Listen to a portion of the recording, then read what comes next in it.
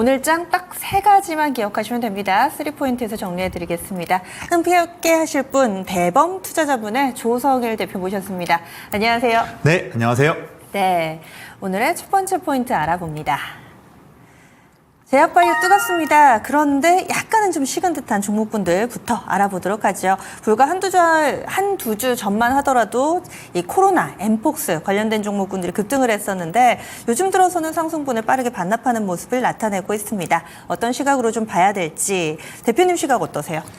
사실 제가 이전 방송에서 나오면서 코로나 관련 종목들은 좀 단기에 볼 줄 알아야 한다. 제가 테마를 접근했을 때 테마의 연속성, 그 매력도가 얼마나 크게 이어질 수 있을지 이 부분은 중요한데 코로나 같은 경우에는 이미 지금 여러 번 말씀드렸지만 오미크론 이미 이것도 6차 변이에요. 변이가 이뤄지면 이뤄질수록 우리가 알기로는 점점 더 증상이 약화되는 모습. 물론 제 주변에도 코로나로 인해서 최근에도 좀 고생하시는 분들이 있지만 전반적으로 본다면 예전에 팬데믹 때 그리고 2022년 이럴 때 오미크론 1차 변이 때 이때보다는 증상이 많이 완화된 모습이죠. 이제는 그냥 감기다 뭐 그렇죠. 이렇게들 얘기하죠. 실제 지금 네. 거리두기도 하지도 않고 있고요. 또한 지금 병원에 가거나 또 약국에 가면 감기약 처음 받습니다. 제가 뭐 지금 브랜드 말씀드리기 어렵겠지만 저도 사실 목이 좀 따끔따끔해서 했더니 부분에서 그냥 감기약만 처방하는 부분이다 보니까 그만큼 우리가 사실 투자했을 때 우리가 물론 지금 이런 증상들이 안 좋고 사회적으로 봤을 때는 좀 안 좋은 부분이지만 실제 투자로 이어진다면 공포심이 좀 극대화되는 부분이 좀 있어야지 투자해서 관련 종목들이 상승할 수 있을 텐데 그런 공포심이 과거보다는 많이 낮다. 그래서 제가 항상 지난주부터 말씀드렸었어요. 코로나 관련 종목들이 있으신 분들은 조금씩 기계적으로도 매도를 하면서 수익 나시는 분들은 수익 챙겨가시고 또 타이트한 손절 라인이 중요하다 말씀을 드려왔는데 지난주에 이어서 이번 주에도 좀 좋지 않은 모습입니다. 말씀드린다면 우선 지난주 말에 질병청에서 코로나 이번 유행이 아마 이번 주죠. 그러니까 지난주 말로는 이번 주쯤에 정점을 될 것이다. 이런 내용이 나오면서 질병청이 그런 얘기 하다 보니까 관련된 투자 심리가 확 이제 죽어버리는 그런 부분이었습니다. 역시나 또 이번 주 초에도 그런 얘기들이 또 한 번 나오면서 테마 종목들의 좀 차익 매물 나오고 있는데 제가 말씀드렸다시피 우리가 테마 투자를 할 때 우리가 기본적으로 주식을 투자할 때 수익을 내기 위해서 투자하는 거다 보니까 내가 감내해야 할 리스크 대비해서 수익이 크다 한다면 당연히 그게 단기 테마 종목이든 중위 종목이든 투자할 수가 있는 거죠. 그런데 특히 테마 종목을 보실 때 중요한 건 뭐냐면 어떤 종목이 눈에 들어온다 하더라도 종목보다는 이 테마가 내가 여러 가지 레포트와 내용들을 좀 체크해 보니까 이 테마의 매력도가 길게 이어질 수 있을지 아니면 짧을지 이런 데는 판단이 먼저 중요합니다. 이 판단이 되어야지만 그 다음에 대장주, 2등주, 3등주 체크하면서 매매 전략을 펼 수 있을 텐데 애초에 테마에 대한 매력도가 낮거나 또는 투자 이어질 수 있는 기간이 짧다 한다면 우리가 투자로 해서 성과 낼 수 있는 시간과 리스크를 감내해야 되는 부분이 더욱더 어려워지는 부분이에요. 여기에서 코로나 관련된 종목들은 테마가 연속성이 좀 짧은 부분이었다. 지금 최근에 1주 동안 낙폭이 심합니다. 화면에 보시는 것처럼 지금 시젠 같은 기업도 대표 종목인데 지금 8월 19일 날 장중 고점 35,000원대 후반에서 지금 26,000원대 거의 주당 13,000원이면 30% 이상 빠진 부분이고요. 그래서 이 종목뿐만 아니라 다른 종목들 수젠텍, 랩주노믹스 다양한 종목도 다 좀 어려운 상황이 있습니다. 이 부분까지는 다들 아시는 내용인데 제가 오늘 좀 전략을 좀 말씀드리고 싶어요. 기본적으로 전략을 본다면 우선 당장은 이번 주 내에는 이런 코로나 관련해서 대표 종목들의 더 추가적인 낙폭보다는 이제는 기술적으로 단기 반등을 좀 기대할 수도 있겠다. 이런 부분을 한번 좋은 쪽으로 체크해 볼 필요가 있을 것 같고요. 중요한 건 이겁니다. 근데 반등이 나온다 하더라도 앞서 말씀드렸다시피 이 테마의 연속성이 길지는 않을 것 같아요. 그래서 지금 화면에는 시젠이 나와 있습니다. 마침 시젠은 물론 지금 방송을 하는 시간대는 다시 26,000원 내려오면서 제 차트에서는 지금 노란색 굵은 선이 21선 생명선이거든요. 근데 이 선을 오전에는 돌파했다가 다시 또 밀린 좀 아쉬운 모습인데 네. 이렇게 단기 낙폭이 컸을 때는요.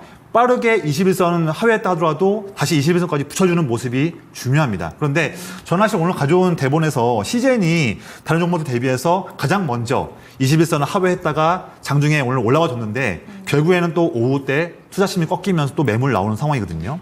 다른 종목들 보시면 제가 수젠텍을 한번 좀 볼게요. 수젠텍을 한번 보겠습니다. 수젠텍도 급등 한 종목도 절반 정도 반납이네요. 네, 지금 11,500원에서 지금 2주 사이에 6,700원 거의 마이너스 40% 이상 빠졌는데 지금 수젠텍이든 또 다른 종목들 뭐 랩주노믹스, 뭐 슈마시스, SD 바이오센서 다양한 종목도 많지 않습니까? 대부분 다 지금 화면 보시는 것처럼 수젠텍과 차트 모양이 다 비슷비슷합니다. 이렇게 단기 테마로 상승한 종목에서 첫 번째 눌림이 되게 11선.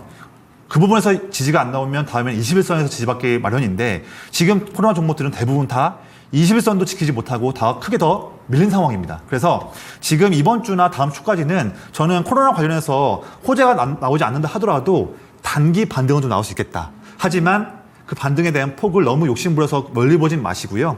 대부분 종목들에서 지금 보시는 건 수젠텍인데 이것도 한 21선 이평선이 있는 예를 들면 8,000원 초반이나 8,000원 중반 정도 이 정도 라인까지는 1차 기술적 반등에 대한 현실적인 목표치로 보시고 그 라인 근처대에서 기회적으로 좀 아쉽지만 일부 한 3분의 1이나 절반 정도의 물량을 좀 정리하신 다음에 그 이후에 남은 물량 가지고서 지금 보여지고 있는 내 보유 종목의 21선 이평선 저항을 돌파하는지 여부는 남은 물량 보고서 판단할 줄 알아야 되고 만약에 반등 나온 이후에 21선 근처도 가지도 못하고 또 밀린다면 아쉽지만 이번 사이클 때는 좀 많이 씁쓸하지만 정리를 한 다음에 다음 또 복수할 수 있는 타이밍을 접근할 줄 알아야 한다. 마냥 둔다는 것이 리스크를 더 확대할 수 있는 그런 아쉬울 수 있으니까 그런 부분도 꼭 염두를 하자. 이렇게 좀 말씀을 드리겠습니다. 혹시라도 아직까지 코로나 관련된 종목을 들고 계신 분들께 이런 대안을 제시해 드릴 수 있습니다. 기술적으로 약간 반등이 나온다면 그때는 미련을 좀 내려놓으시고 빠져나오는 게 어떨까 이렇게 해서 전략 세워드렸고요.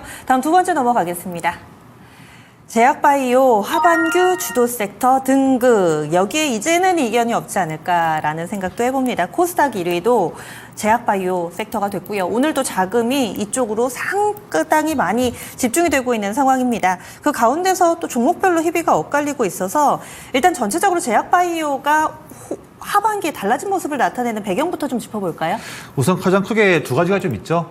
가장 이제 제약바이오 종목들은 아무래도 임상 단계부터 거의 10년간에 이어질 수 있는 뭐 전임상, 임상 1상, 2상, 3상 다양한 많은 그런 이제 긴 그런 임상 관련한 파이프라인 그 시기 중에서 막대한 돈이 필요합니다. 그래서 처음에는 뭐 유상증자든 뭐 12 발행이든 다양한 부분으로 돈을 이제 유치하겠지만 결론적으로는 이제 뭐 VC든 다양한 곳에서 계속적으로 자금을 받아야 되는데 항상 우리가 자금을 빌린다는 것은 그때 당시에 시중 금리가 중요했습니까? 대출 금리, 아니면 여러 가지 통용되는 뭐 금리 부분들. 결국에는 미국이 촉발하고 있는 이제 2022년부터 해서 금리 인상. 우리나라도 지금 금리가 계속 인상되고 고금리의 상황인데 이런 금리 관련한 부분에서 항상 취약한 그런 부분에서 제약바이오가 있는데 그 부분들이 2년 동안 잊었던 고금리 현상이 드디어 이제 꺾일 수 있다.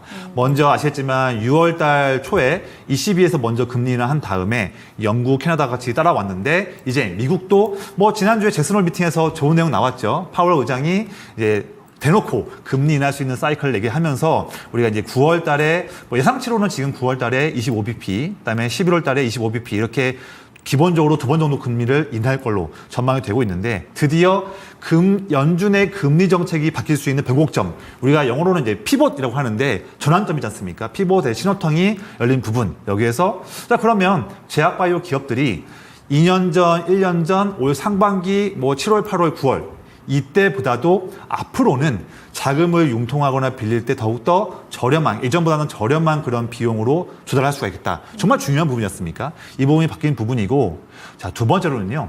지금 해외 글로벌 빅파마 기업들도 뭐 ADC든 다양한 또 여러 가지 플랫폼 내에서 좋은 비만 치료제든 다양한 부분에서 힘을 내고 있는데 그러한 굵직한 트렌드 내에서 국내 기업들도 힘을 내고 있다.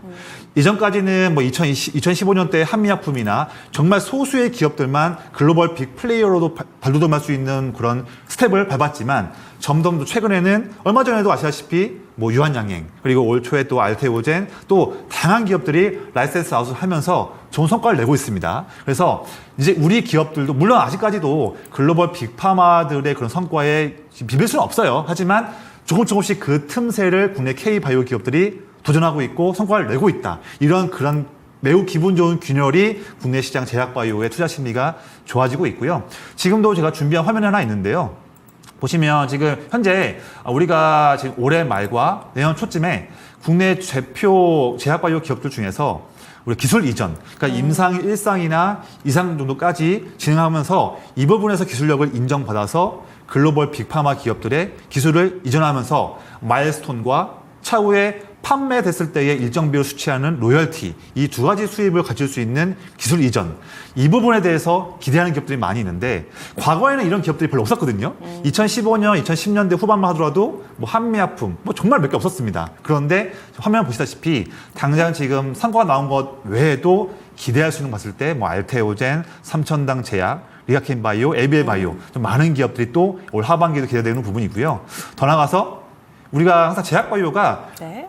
연초 그리고 연말 이렇게 양극단 쪽의 부분에서 학회가 많이 모여 있습니다. 그런데 이번 9월 달에도 뭐 세계 폐암학회 그리고 유럽 종합학회 이런 일정들이 9월 달에 있으면서 여기에도 양 중요한 그런 이제 학회에 국내 대표적인 기업들이 참여하면서 지금까지 하고 있던 기술력을 뽐낼 수 있고 또한 파이프라인 준비했던 것들을 발표할 수 있는 그런 기회의 장이 열려 있다. 이 부분을 우리가 볼 수 있는데 사실 이 방송을 보시는 분들이든 저든 심지어는 제약바이오 회사에서 일하고 있는 뭐 CEO나 임직원들도요 실제 본인들이 하고 있는 파이프라인에서 임상 실험에 대한 성공이나 FDA 승인 관련한 이런 굵직한 이벤트를 확답할 수 있는 사람은 아무도 없어요. 맞아요. 없기 네. 때문에 우리는 지금 투자하는 거니까요.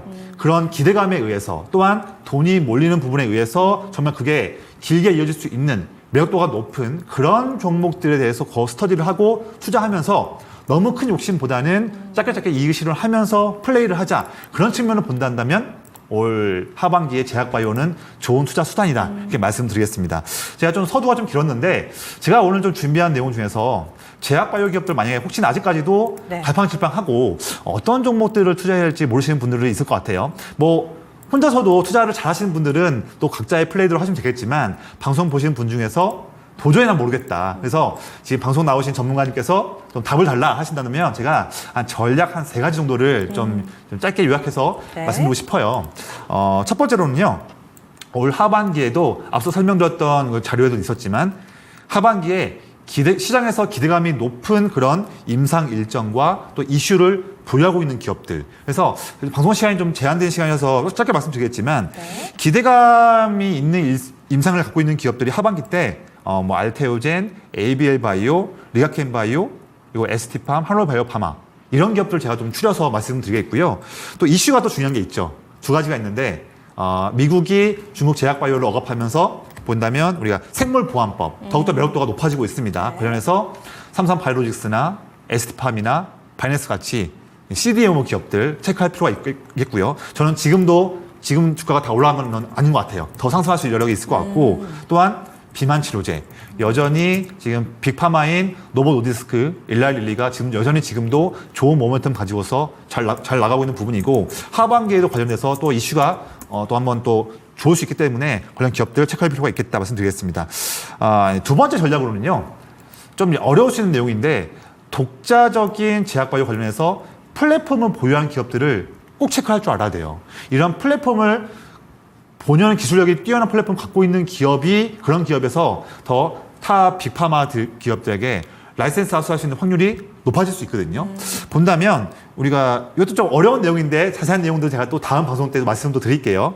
네, 중요한 이 플랫폼 중에서 보면 ADC 우리가 항체 약물 접합체 ADC 매우 중요한 플랫폼이고요. 그다음에 뭐 이중항체 그리고 약물 효과의 반감기를 증대할 수 있는 플랫폼 마지막으로 알테오젠 같이 정맥 주사에서 피하 주사로 바뀔 수 있는 제형을 변화시켜줄 수 있는 그런 플랫폼 이런 플랫폼들이 매우 뛰어날 수 있다. 이런 기업들을 더 압축적으로 우리가 체크해 본다면 좋을 수 있을 것 같은데 네. 그런 기업으로는 앞서 전략 1에 말씀드렸던 종목과 좀 겹치는 부분이 있어요. 그래서 뭐 ADC에서는 뭐 리아켄바이오 그리고 이중항체에서는 ABL바이오 그리고 반감기를 좀 증대할 수 있는 부분 여기서는 최근에 좀 부각받고 있는 이제 에이프릴 바이오 마지막으로 오늘 코스닥 1위로 오른 알테오젠 같은 경우에는 SC 제형에서 주가 나타내고 있는 기업이고 머크와 함께 일을 하고 있는 기업입니다.